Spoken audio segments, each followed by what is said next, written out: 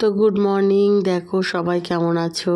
আমি চলে এসেছি নতুন একটা দিনে তোমাদের সাথে নতুন একটা ব্লগ ভিডিও নিয়ে। তো আজকে হচ্ছে বুধবার, তো বুধবারের এই ভিডিওটা কালকে তোমাদের বৃহস্পতিবারে পোস্ট হবে। সচরাচর সবাই তাই করে, এটাই হয়, প্রথম দিনের ভিডিও পরের দিনই পোস্ট হয়। তো যাই হোক, তো দেখো আমি প্রথমে ঘরবাড়ি ঝাড় দিতে আসলাম।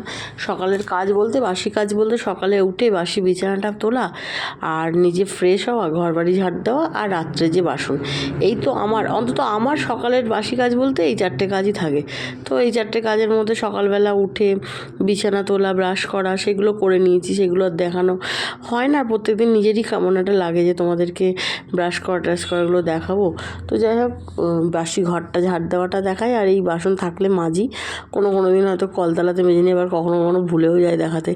যাই হোক, এই কয়েকটা বাসন রাত্রে কালকে যে রান্না করেছিলাম, তো সেই রাত্রে রান্নার বাসন, খাওয়ার বাসন একসাথে এই যে সকালবেলার জলে একেবারে মেজে নিই। তো সকালবেলার জলটা যেহেতু গরম থাকে, মাজতেও সুবিধা হয়। তো এই যে সকালবেলা চলে এসেছে, আর একটু পরেই দেখবে মহারাজকে।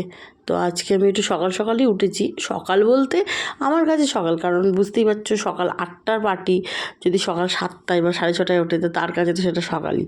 যাই হোক, আজকে একটু সকালই উঠেছি। কেন উঠেছি সেটা তোমাদের একটু পরেই বলছি, তোমরা জানতেও পারবে। তো যাই হোক, এই যে ঘরবাড়ি ঝাড় দিয়ে চলে এসেছি বাসনগুলো মাজতে। তো বাসন বলতে এই জাস্ট এই কয়েকটা বাসন, কালকে রাত্রের খাওয়ার বাসন, রান্নার বাসন। তো এই বাসনগুলো মেজে একেবারে চলে যাব চা খেতে। তো তোমরা দেখতে থাকো, আর আমি তোমাদের সাথে এই চাটা এনজয় করি, গল্প করতে করতে চাটা এনজয় করি।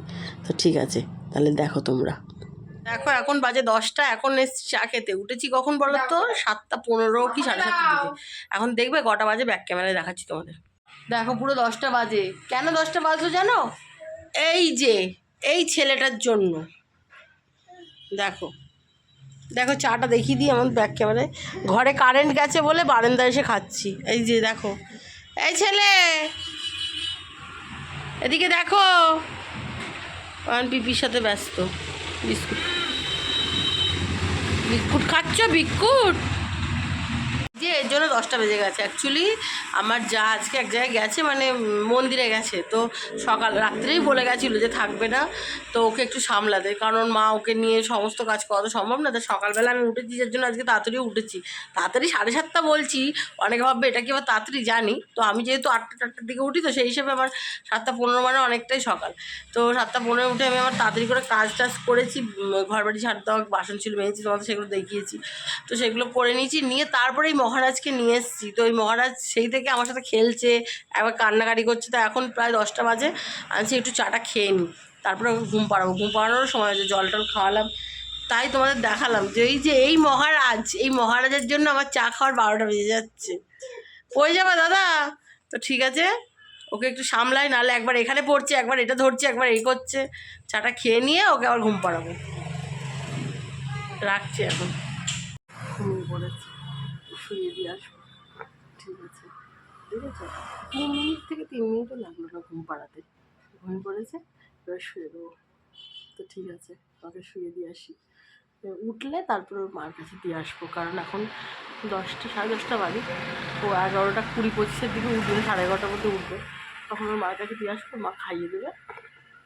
খাইয়ে দিয়ে ওর মা তেল মাখিয়ে স্নান করিয়ে আমাদের এখানে আবার 12:30টার দিকে দিয়ে আসবে, দিয়ে যাবে। 12:30, 1টার দিকে দিয়ে যাবে। তখন আবার 1টার থেকে প্রায় 2:30 পর্যন্ত, 2:30, পৌনে 3টে পর্যন্ত এটা থাকে। তো ঠিক আছে, ওকে এখন ঘুম পাঠিয়ে দিই, মানে শুয়ে দিই। রান্না হয়ে গেছে, ভাতটা বাকি আছে। দেখো ডাল করেছি। ডালের মধ্যে এটা কী বলো তো, পালং শাক দিয়ে ডাল করেছি। আর এই যে পালং শাক চচ্চড়ি, আর এটা চুনো মাছের ঝাল করেছি সরষাটা দিয়ে। আর এই মেয়ের জন্য ডিমের অমলেট করেছি। আর 2-4টে মাছ ছিল, ভেজে রেখেছি। আর ভাত এখনও এই যে হচ্ছে, ভাতটা হয়ে গেলেই হয়ে যাবে। তো এই পালং শাক দিয়ে ডালটা না আমি একজনের, একটা ব্লগারের কাছে দেখেছিলাম, দুটো ব্লগারের কাছে। তো ভালো, আজকে ট্রাই করে দেখি। তো এই যে সেই তখন সকালে বাসন মাজার পরে আর ভয়েস দেওয়া হয়নি। তারপরে সারাদিনের কী ভিডিও সেগুলো তো টুকটাক তোমাদের সাথে শেয়ার করেছি। তারপরে চলে এসেছি এই যে দুপুরবেলা বাসন মাজতে। দুপুরবেলা কী রান্না হয়েছে সেগুলো তো তোমরা জানোই। তো তোমাদেরকে বলছিলাম যে পালং শাক না, ডালের মধ্যে পালং শাক দিয়ে আমি একটা ব্লগারের, একজন না দুজন ব্লগারের কাছে দেখেছি। তো আমি অনেকের ব্লগ দেখি, তার মধ্যে যে দুজনের ব্লগকে আমি দেখেছি, একটা হচ্ছে Cloud9 বলে একটা ব্লগ হয়, সে একজনের ব্লগ, তার ব্লগে দেখেছি। এবং আর একজনের দেখেছি, সেটা তো তোমরাও দেখেছো কিনা জানি না। আমার মনে হয় আমার যারা অডিয়েন্স আছে তার মধ্যে কিছু কিছু লোক যদি থাকে, তো সেটা হচ্ছে MS ফ্যামিলির মন্দিরার ব্লগ। তো ওদের দুজনের ব্লগেই দেখেছিলাম এবং দেখে না ভীষণ মানে লোভনীয় মনে হয়েছিলো। দেখে যে একটা ডালের ওপরে সবুজ সবুজ পালং শাক, দেখেও এতটা সুন্দর লাগছিলো এবং ওটা হেলদি, মানে স্বাস্থ্যের পক্ষেও খুব ভালো হেলদি খাবারটা। তো আমি ভেবেছিলাম আমি একদিন করব। তা আজকে দেখলাম ডাল করছি আর পালং শাকটাও আছে হাতের সামনে, তো মনে পড়ে গেল তাহলে আজকেই করে নিতে, করে নিলাম। আর এই যে বক করছি, ওখানে পুচকু আর আমার বর দুজনেই আছে।